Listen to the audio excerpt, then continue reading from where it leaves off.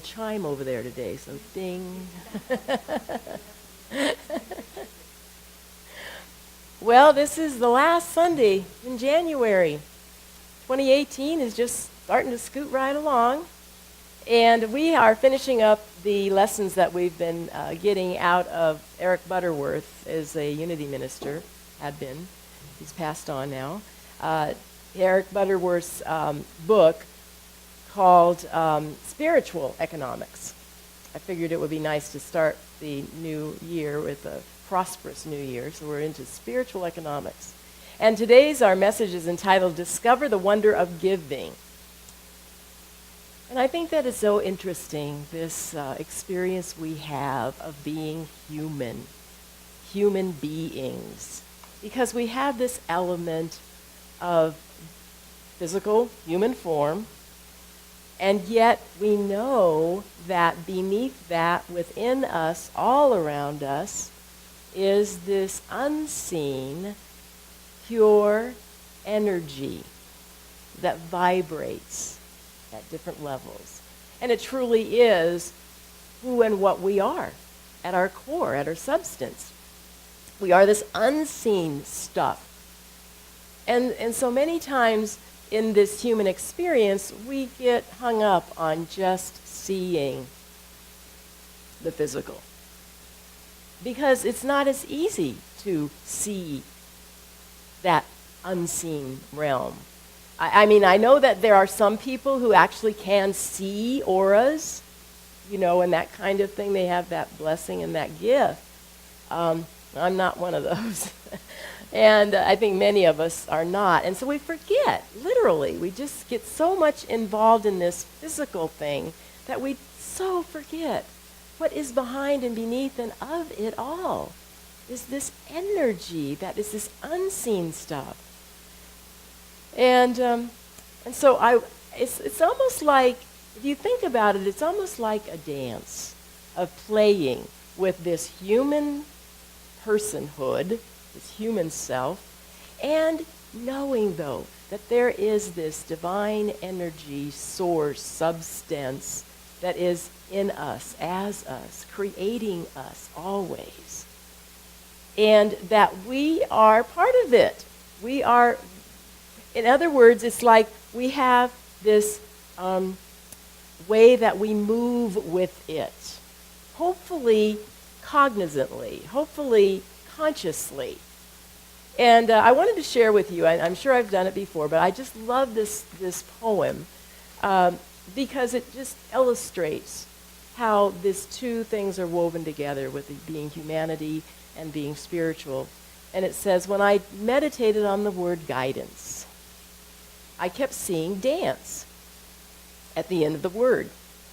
I remember reading that doing God's will is a lot like dancing. When two people try to lead, nothing feels right. The movement doesn't flow with the music, and everything is quite uncomfortable and jerky. When one person relaxes and lets the other one lead, both bodies begin to flow with the music. One gives gentle clues, perhaps with a nudge, or to the back, or pressing lightly in one direction or the other. It's as if two become one body, moving beautifully. Don't you just see that in your mind's eye? The people that we have had that experience of watching dance just beautifully entwined. The dance takes surrender, willingness, and attentiveness from one person, and gentle guidance and skill from the other. My eyes drew back to the word guidance. When I saw G, I thought of God, followed by you and I. God. You and I dance. I don't know how many times I've read that. You'd think I'd be able to say it without choking up, but how true it is that this life is really a dance between that eternal presence, God, whatever you want to call it, love, energy, flowing through us. And it's an interesting thing to think about because hear so much about heaven. Oh, if only we could be in heaven, and how wonderful it would be. And yet, guess what? That's where we are. This divine energy, this divine self is living in heaven right now. Heaven is within us. Don't you think that's pretty convenient? I just love that. So in our book that we're highlighting this month, Eric Butterworth talks about the recognition of how this spiritual economics is so important that we recognize that part of one of the things that we recognize is that I am this human being that is eternal, that is infinite in nature. And so as I recognize that, I can't help but let it out. That is the nature of God, is to give, the givingness. And one of the things that Butterworth brings up in the book is this notion of tithing. And, you know, we've seen that, what the events are, what the results are when we give of our first fruits back to where we're fed spiritually. 10% of what we're giving, what we receive, we give back. So Eric Butterworth he states the crux of the statement in Malachi is, I will open you the windows of heaven and pour you out a blessing. Sound familiar, doesn't it? Any of you have ever heard Edwin Gaines? This is one of her favorite ones. This is usually quoted to indicate that if you tithe, everything in heaven and earth will fall into your lap. It is forgotten, though, that heaven is not up there. Jesus clearly states the kingdom of heaven is within you. It is an inner, imprisoned splendor which is released through you. Thus, the windows of heaven are you, and you will be poured out as a blessing. Remember that God can do no more for us than he can do through us. The receiving is always a greater flow from within. It may be a flow of love or guidance, but the receiving is the same stream as the giving.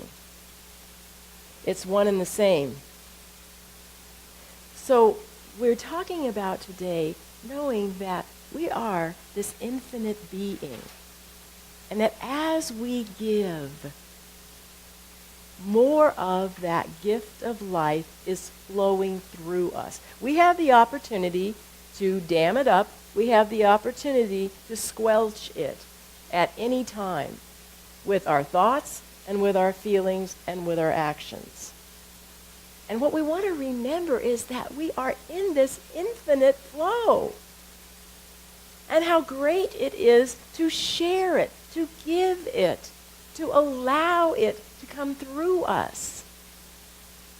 I said in the thought for the week that this God presence, this good God presence is infinite and inexhaustible in nature. When we have the mindset and knowing that our nature is God's nature, then fear, worry, and any sort of limiting notion naturally goes back into the nothingness from which it came. Doesn't that make you feel like, oh my gosh, I can at last have peace. I can at last be at peace in my heart, in my mind. Isn't that something that most all of us really seek to have, is just that peace of knowing that everything is fine, everything is well, everything is happy, that I am in heaven now. And we are doing it with a physical body. That physical body, this physical being, I believe, came here to learn our life lessons, sometimes more than once, sometimes twice, sometimes 3 times, until we get it. I love it. Something was mentioned about science of mind this morning, and Margaret Storch is the writer of the Daily Words this month, and I just love her. And I love it when she writes her topics. I mean, she probably wrote them months and months ago, and they just totally fit with what I'm speaking about today. Totally. Because I'm thinking about these life lessons that we have. And honestly, I mean, it's a classroom. And we have these things come up in our presence for us to grow, mature, learn from. Not slap ourselves on the hand and say, oh, you did it wrong. None of that. So I wanted to share with you what Margaret said today. I learn from everything is the title of it. And from Emerson, it says, nothing can bring you peace but the triumph of principles. From Science of Mind, page 109, as effect must partake of the nature of its cause, so must man partake of the divine nature from which he springs. Some believe that if an experience is deemed a failure, perhaps a relationship that did not work out or an unsuitable job, it had no value. It was a waste of time. I consider this a short-sighted viewpoint, because a good number of our experiences do not turn out to be positive. This would suggest that they are not worthwhile, and this is not so. We are growing, expanding, human spiritual beings. We take in wisdoms and awarenesses throughout our lives, from babyhood to our last breath. Even though something is hurtful or perhaps even harmful, it is not devoid of importance. If we believe that the mind we use is the mind of God, all intelligence, all creativity, all substance is given, which is invaluable. If we do not know what we have and misuse it, the vitality and energy is still present for reuse when we make a better discovery. Mistakes and failures teach us this if we choose to learn. If growth and learning are 2 of the desired elements of becoming more fully aware, then nothing is wasted. Every wrong turn shows us a right one. The only real waste is self-castulation, for this only creates stagnation and recessive thinking. We can review the turns in every day. We can be more fully guided in what we do tomorrow. There is no doubt that we can learn and mature every day. That's what it's about. It's about knowing that I am on this journey. I'm not doing it alone. I have all within me and around me that is supporting me. I shared with you that I went to this retreat this last weekend and with Reverend Dr. Michelle. And one of the things that she did various times were show these clips being different shows or whatever. And one of the clips that she showed was Will Smith giving his rendition of his very first tandem skydiving event, where the very first time he'd ever been skydiving, and he went step by step, every hair of experience, getting onto the plane and sitting on this guy's lap, and of course he was hysterical doing it. And the fear, the absolute fear that is running through you. And he said that he said, okay, we're going to go on 3, because it's your turn, as you get up to the edge. And they go 1, 2, and on 2 they push you out, because if it was 3, everybody grab.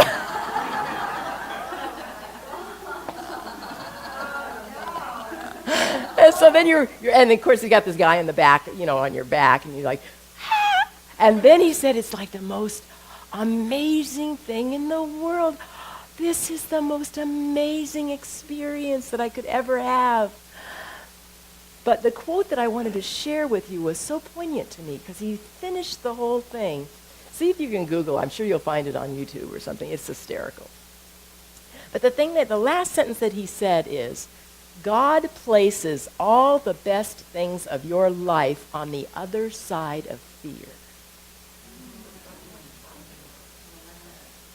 God places all the best things in your life on the other side of fear. How true is that? How true is that? So when you are just fearful of, oh my gosh, no, there's something great coming. Keep going. Feel the fear and do it anyway. You know, God never gives us more than we can handle. And that's what I'd like us to recognize this morning, that we literally are this one source, this one energy, this infinite being. And yeah, there's things in life that are scary. There's things in life that we haven't done before, that we're not sure about. But we have within us this being that is guiding us always. Remember the dance. Allow yourself to surrender, to see what is the gift in this lesson that I am going through right now. Know that your nature is one of the same that the God essence is, and that is giving. Give from your substance. Give your love. Give your energy. Give your time. Give your attention to each person that you are with. That is the best gift that you can give. I want you to think about the idea of how you are using your money, your spiritual economics, still on this topic, and think about the nuance. How can you change just a little bit of wording? Instead of spending your money, how would it be if you are circulating your money? Does that give you a whole different attitude about it? As you circulate it versus spending it and it be gone. When you are circulating your money, circulating your love, circulating your energy, you are feeding yourself with what you are giving. So let it be grand. Eric Butterworth said, on human levels of consciousness, one may emphasize getting and having as primary goals. Human level, getting and having. In spiritual consciousness, one seeks the way of giving and being. We are all on our own timeline of growing our spiritual awareness. Letting this essence that we are come out and play more and more and more. So remember that what you have within you is infinite in nature, and the more you play with it, the more you let it out, the more it multiplies, the better it gets. Recognize that as you are giving, you are blessing. You literally are the blessing.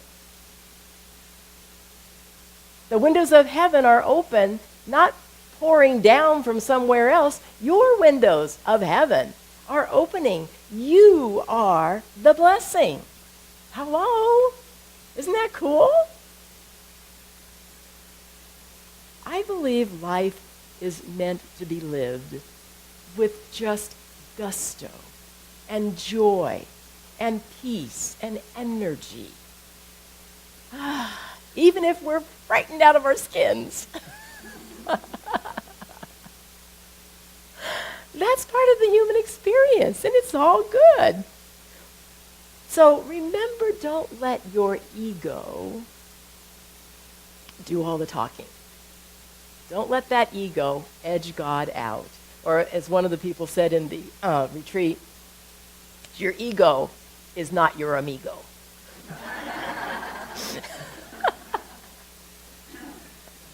So I'd like to close this morning. If you would go ahead and bring out your program. And at the very end of that thought for the week, I'd like us to say together one more time that affirmation that's in bold. I am a unique expression of the divine. I am here to give with joy and love from my infinite self to all without reservation or trepidation. I am a cheerful giver and open my arms wide to also receive from this infinite flow of life. And so it is. Namaste. And so it is.